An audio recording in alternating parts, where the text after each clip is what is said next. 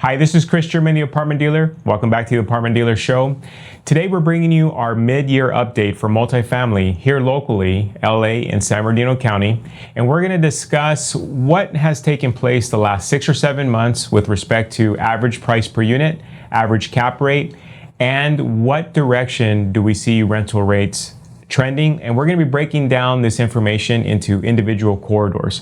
So between myself and my partner Deepan Shah, we're going to be discussing the 605 corridor. We're going to be discussing the San Gabriel Valley. We'll be discussing the 710-91 corridor. And we'll be discussing the Inland Empire, and we'll be breaking that into 2 large segments as well.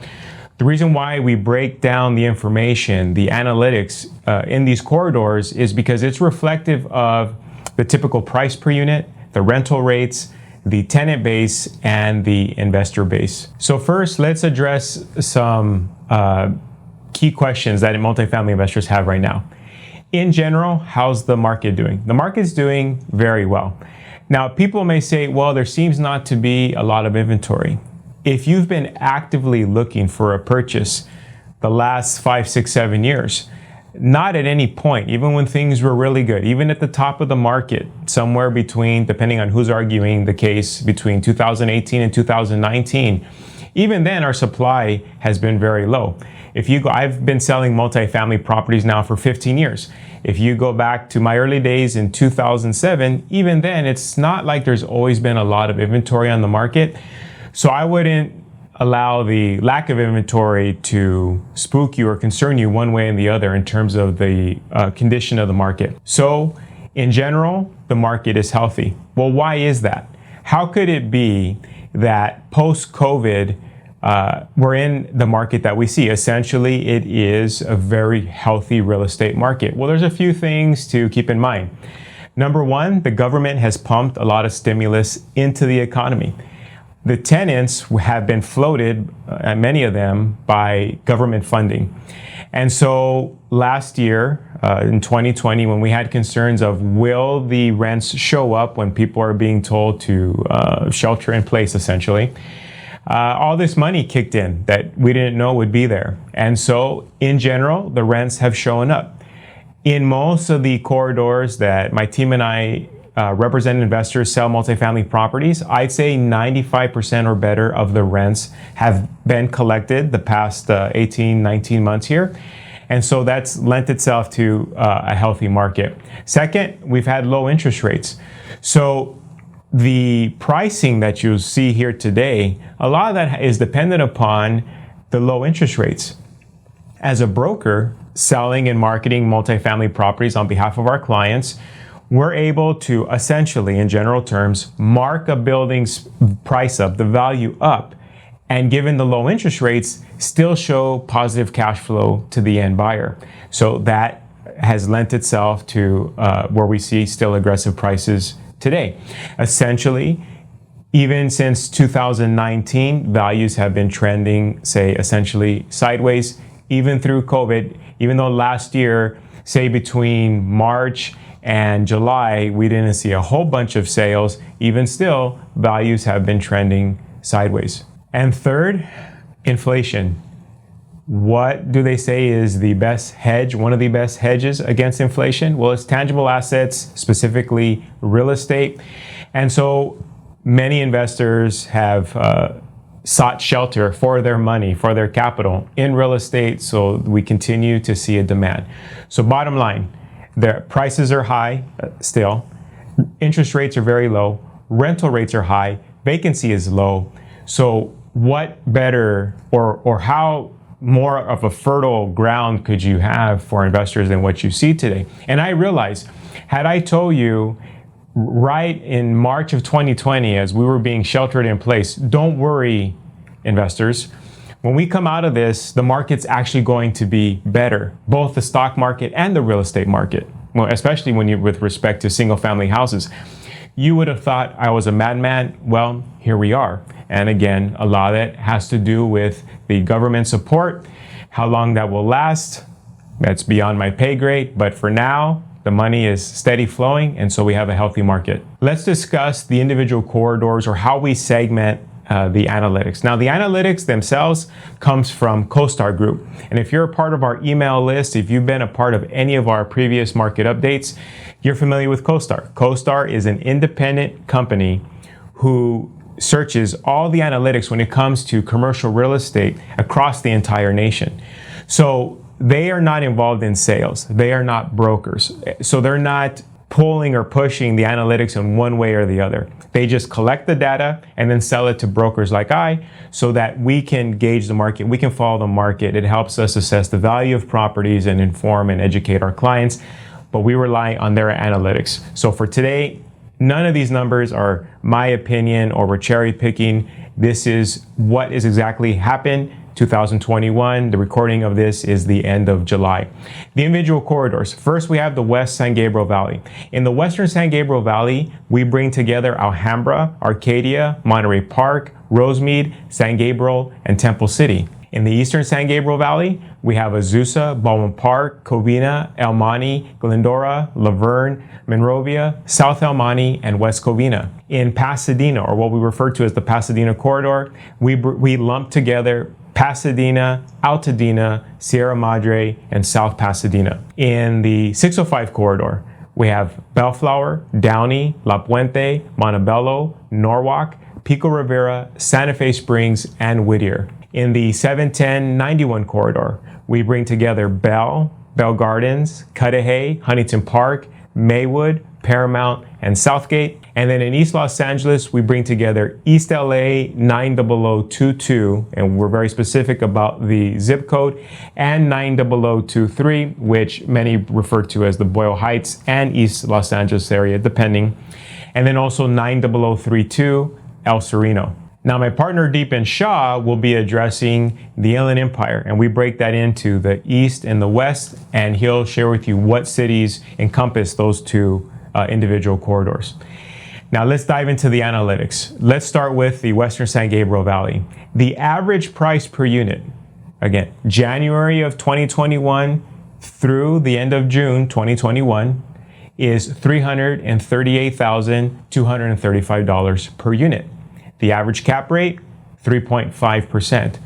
So there's been a general assumption that, well, what's the cap rate today? And I would assume many investors, a lot of brokers would say, well, 4% or higher.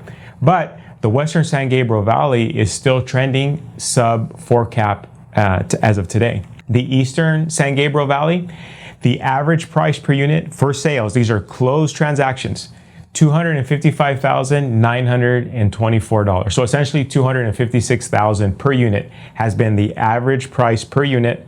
And then the average cap rate today is 4.45%. Now, let me answer maybe in case you're thinking it. Well, Chris, how are these averages being calculated? It's really simple. My team pulls together all the sales that have occurred the last 6 months, and we figure out what did those properties sell, price per unit, what was the cap rate when the property closed, and then we do the math from there. How many transactions did you have? Divide, that gives us our averages. So I realize typically there's no two properties the same. A lot of cities, block by block, values can change. So I acknowledge I'm painting in a broad stroke here, but this is just to give you an idea of what are the averages in your area. In Pasadena, the average price per unit today, $318,276. The average cap rate, 3.87%. The 605 corridor, the average price per unit today, $256,680, and the average cap rate, 4.55. The 710-91 corridor, the average price per unit, $202,000, about $203,000 per unit, and the average cap rate, 4.12. And that's why I made my comment earlier that most people would say, well, properties are at 4 to 4.5 cap rate. Most of these corridors are landing there. Some are slightly outside that range. East Los Angeles, the average price per unit as of this year, $166,242. The average cap rate, 4.21. Now, in these individual corridors, just to give you some idea of, well, what's the highest priced sale that's occurred? Because it gives us some indication of, I think, buyer confidence in these corridors.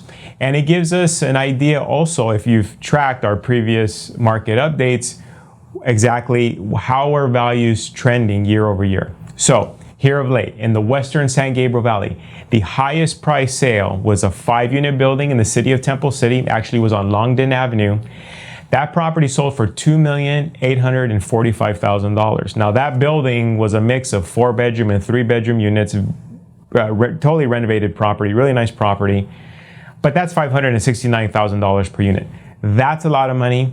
I doubt the investor is positive cash flow at the end of that, but people buy for different reasons. It could be location and quality of the asset that brought the buyer to pay that price. Needless to say, the seller made out like a bandit. The highest price in the eastern San Gabriel Valley what actually occurred in the city of Monrovia on Mountain Avenue, 8-unit property. I actually represented the buyer and seller in this transaction. That property, 8 units, sold for $3 million, and that represented $375,000 per unit. We must have had 6, 7, 8 offers on that property. It actually sold over the list price, and this is still one of the highest price sales in that Monrovia market. But that represents the eastern San Gabriel Valley. In Pasadena, the highest price sale occurred in South Pasadena. 1628 Huntington Drive, which is a 10-unit building, sold for $4,250,000. That was $425,000 per unit. The highest sale in the 605 corridor actually occurred in the city of Bellflower. That was on California Avenue, 5 units, sold for $2,142,000, and that's $428,400 per unit. That's a big price for the 605 corridor. Investor must have really liked that property. In the 710-91 corridor, the highest sale occurred, and this one is really odd. This one occurred in Southgate on Southern, 6 units. Building sold for $2,075,000. That's $345,000 per unit. So if you reflect back a couple sales ago, I mean, if you look at the San Gabriel Valley and I sold the building for $375,000, here a building in Southgate sells for $345,000, or there was another building a little more than $400,000 in the Pasadena corridor. This building sold for $345,000. So I don't know if there was more to the story. A lot of times the analytics only give us an address, how many units, and the price, and obviously the backstory isn't there. Just know this is very uncommon for the 710-91 corridor. And in our last corridor here, the East Los Angeles area, which encompasses East LA, El Sereno, Boyle Heights, the highest sale occurred in the East Los Angeles portion of that area. And that was a 12-unit building that sold on 6th Street. The final price was $2,375,000, which equated to about $198,000 per unit. Still not a bad price in East Los Angeles. Now let's take a look at rents. And we're going to break down here bedroom counts, and we're going to pick apart a few cities in each of these corridors so you have an idea of what are the current asking rental rates. I'm going to guess here that they're much higher than what you assume, or what many investors assume, because as we analyze properties, we probably meet with, say, 2 to 4 investors a week analyzing their properties, and they share their rent rolls with us. More times than not, their rents are grossly low compared to market. And just be cognizant here, with rent control, you want to stay on top of your rental increases. In most parts of the state, the rental increase, or how this is governed, is 5%, that's the floor, plus CPI. And you can actually find the rental rates for your area first by utilizing what is the 5% floor, because that's what rent control is here in the state, unless your individual city has its own extra layer of rent control. But in general, most cities fall under AB 1482. So it's 5% floor plus CPI. For the CPI, you can go to the website for the Bureau of Labor and Statistics, find your region, and then it's April over April. So what is the increase in CPI April of 2021 over April of 2020? Whatever that number is. In most parts of LA County, it's about 3.6% or so. So it would be 5% plus 3.6 gives you a grand total of 8.6%. So maybe it's been a while since you raised rents. Last year was an interesting year. I'll tell you this, the rents are showing up, People have the money to pay in most cases. In the units that I'm renting personally, that I own, the vacancies that I have, we've received multiple applications, and we charge, if you watch our renovation videos, you know I charge very high rents because we're offering a good product. The money is there. Don't feel bashful about raising your rents. And if 8.6 seems too high, consider something. Consider something. Now, if you watched our recent apartment owners educational webinar earlier this year, you know that I commented that the rental rates, the way they've gone, and this was earlier this year, but they've even continued to grow from where we were then. But the path that we're on, this will be the biggest growth we see in rental rates, not in the last decade, but in the last century, if you can believe that. So that's one of those things, again, where we come out of this health crisis and all of a sudden we have a big boom that's actually good for landlords. We've actually seen this year already about an 8% increase across the entire nation in terms of the increase in rental rates.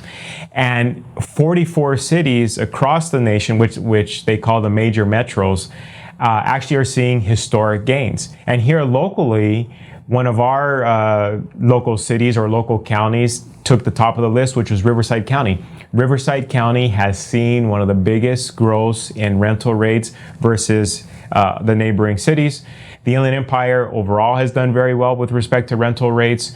Los Angeles has seen growth, but also, there's been pullback in a few areas where, so when you take the average of Los Angeles as a whole, the growth just hasn't been there as some of these other corridors. Now, the rental rates I'm going to share with you, actually, we pull that data from a couple places. First, CoStar, that I already mentioned earlier. We also go to Zillow, which is always, depending on your city, it's always a wise place to look at what are people asking for rental rates. Even myself, when I have a vacancy, and currently I've had a couple, first thing I do is I consult Zillow and see what are other landlords asking for their vacancies, what are they offering in terms of amenities.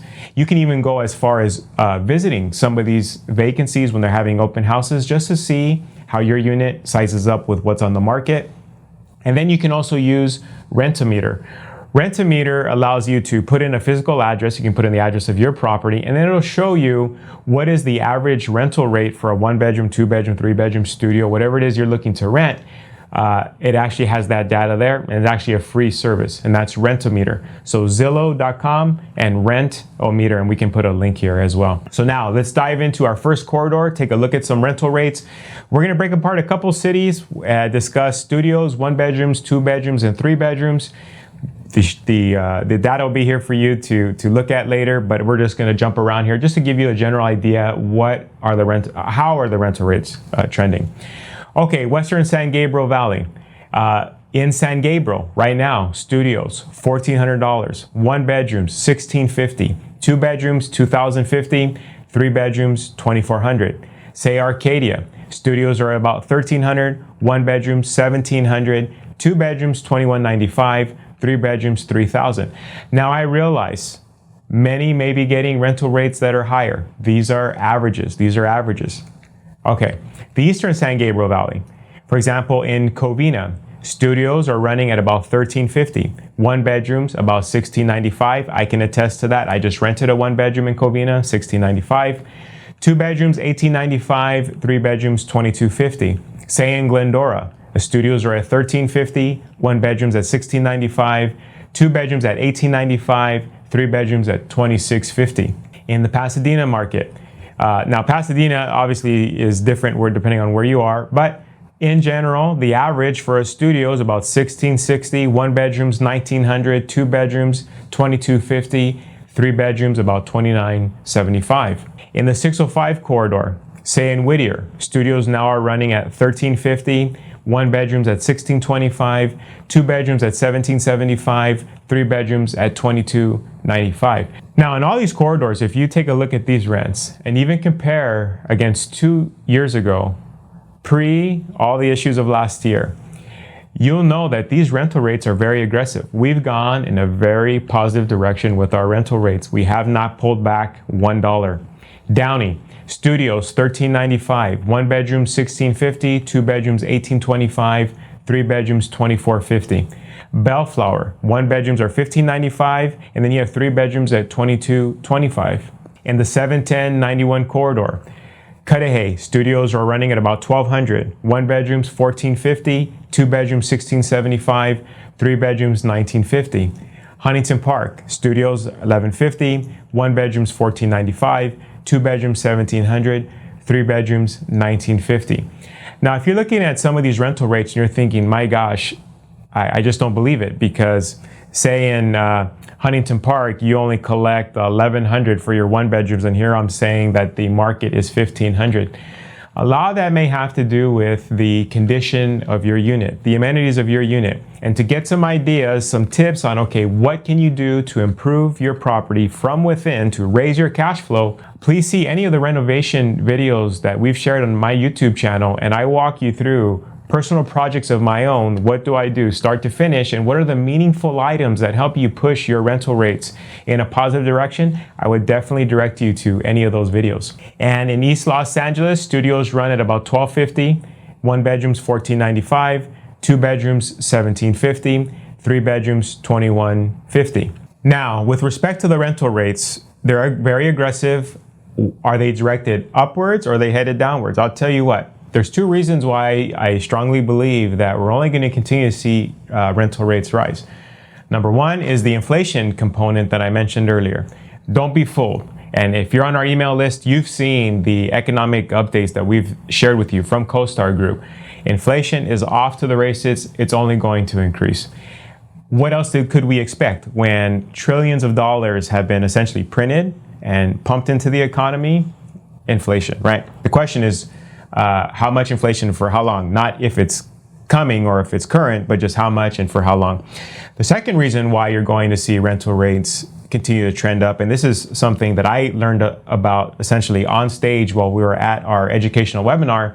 And if you watched, Stephen Hall, the accountant who was with us, shared that the government had approved a child subsidy, if you will, a child credit. Families will receive a monthly check for each child under the age of 18, and here's my letter here. It goes something like this. So essentially it says, congratulations, German family. We're gonna give you some free money just because you have kids. And it says here, for every child between 6 and 17, you will receive a check of $250 per month. For every child between, and for every child under 6 years old, you'll receive $300 per month. Now, this is, from what I understood, was based on need. And thank God I'm not in need. And so I'm not someone who should be receiving this letter. Even I got this letter. And I have a large family. So if I would have been given the full credit, it would have been like $2,500. For me, though, they say that they've cut it to $900. But even still, $900 that they say, well, it'll come via direct deposit if I receive my tax refund that way, month after month. So if you follow me here, you can see why these families, your tenants, all of a sudden, on a monthly basis, do they have 1 kid, 2 kids, depending on ages? They could be getting $500, $1,000. So this will lead to more inflation, and I think we're gonna have strong rents going forward. Now, we've gone through the corridors that I cover. Now, let's go to my partner, Deepan Shah, where he's going to discuss with you what's been taking place in the Inland Empire. Hello, everyone. My name is Deepan Shah. I'm a part of the apartment dealer team. And as Chris mentioned prior, I'll be covering the Inland Empire regions, both San Bernardino County, and we'll be talking a little bit about Riverside County as well. Now, one of the most interesting things over the past year, which actually has been going on for the past 5 years, is the growth in the Inland Empire. Now, some of you may be asking why that is. Since about 2015, 2016, we've seen a steady increase in rents and price per units for properties that have sold between the San Bernardino and Riverside counties. Prior to the health crisis, this was mainly because of the job increases in the area, as well as tenants moving to an area which is more affordable for them. Last year, during the health crisis, we saw this exacerbate. For example, in the prior year, Inland Empire has grown 11% year over year in rental rates, believe it or not. Now, going on to the difference between what has actually occurred in the Inland Empire versus elsewhere. We're seeing a lot of companies, many of you probably already know that Amazon has moved a huge warehouse here in the Inland Empire. What many of you may not know is that Tesla has also bought a large warehouse. So we're starting to see these huge Fortune 500 companies move their warehouses out to the Inland Empire, which creates more jobs, which creates a demand in this area. And the reason why rental rates are going up is simple. Demand is increasing and there's not much supply. So we see this trend continuing over the coming years. Now, to get into the statistics, more specifics. When we talk about the Inland Empire, we break it up between the Inland Empire West and the Inland Empire East, mainly because there's a difference in the rental rates collected and the price per units that we see. So first, we'll start off with Inland Empire East, which is Bloomington, Colton, Fontana, Rialto. Then we'll be moving on to Inland Empire West, which is Chino, Montclair, Ontario, Pomona, Rancho Cucamonga, and Upland. Now, starting with Inland Empire East.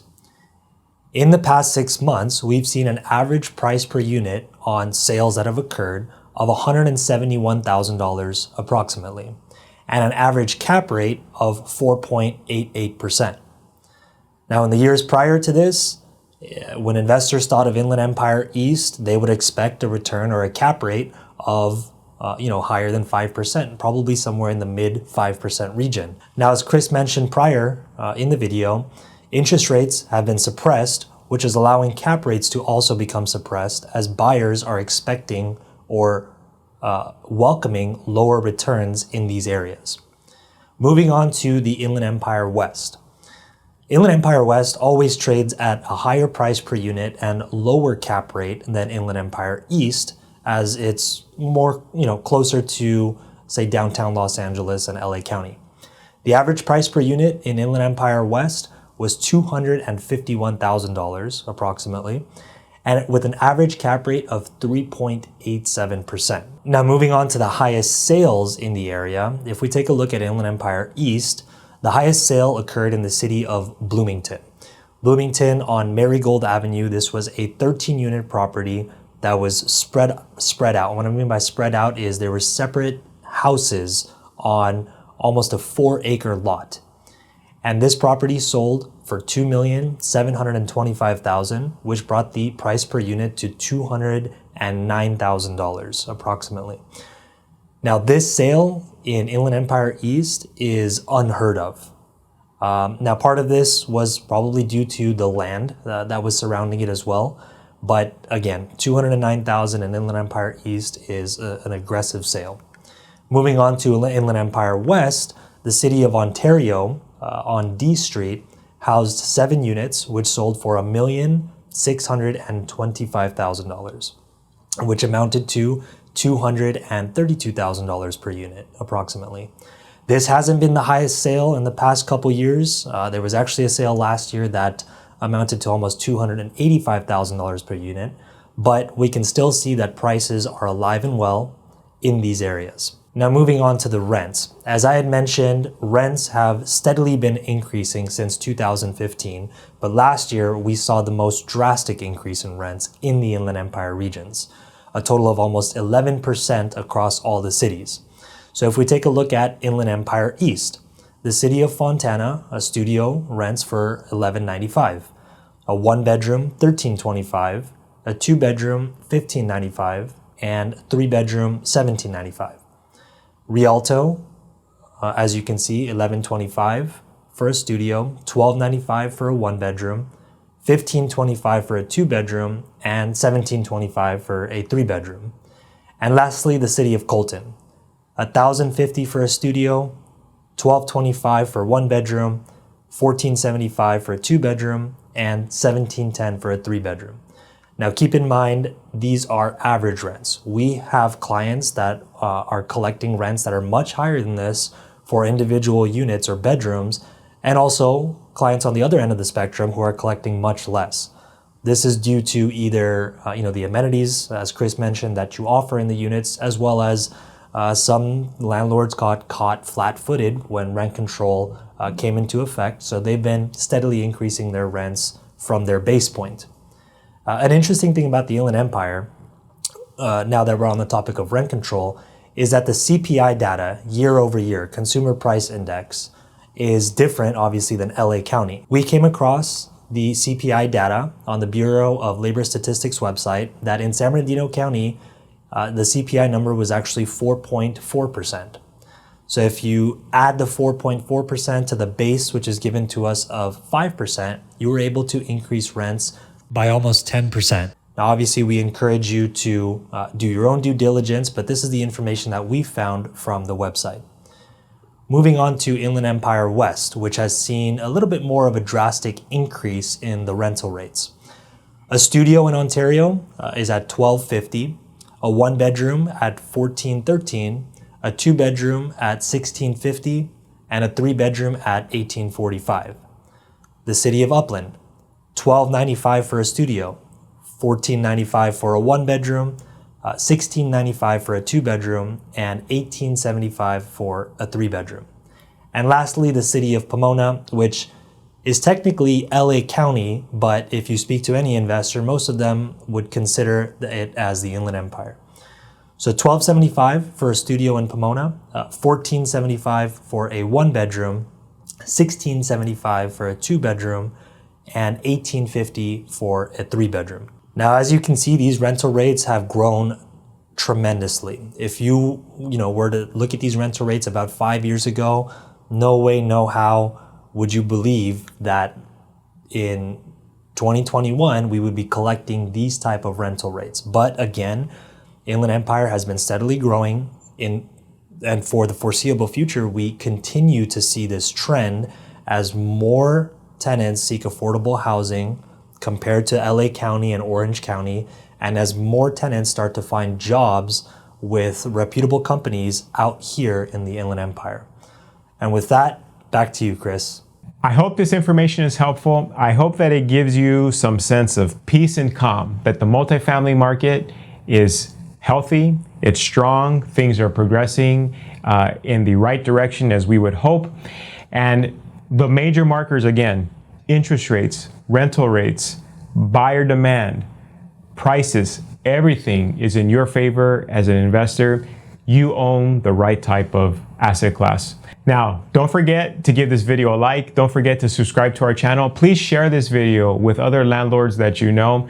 I'm telling you, they need this information, especially with respect to the rental rates. They may not be thinking of selling or buying, and maybe so they're not worried about the values, but everyone's worried about monthly cash flow.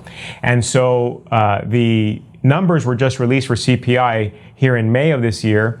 People may not be aware that there is a new CPI index. They may not be aware of how much they can raise their rents, how far can they go. They need our charts to know, okay, well, here's what is the market rate, so I can take my rents up X amount. I hope that's helpful to you. Name of the game in multifamily, from my vantage point, is thrive, not just survive.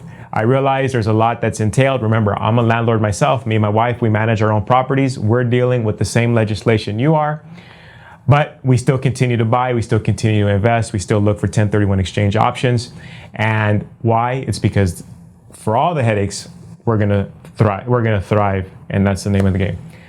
Chris German from the Apartment Dealer, wishing you positive cash flow, tenants who behave, and much protection from Uncle Sam. Till next time.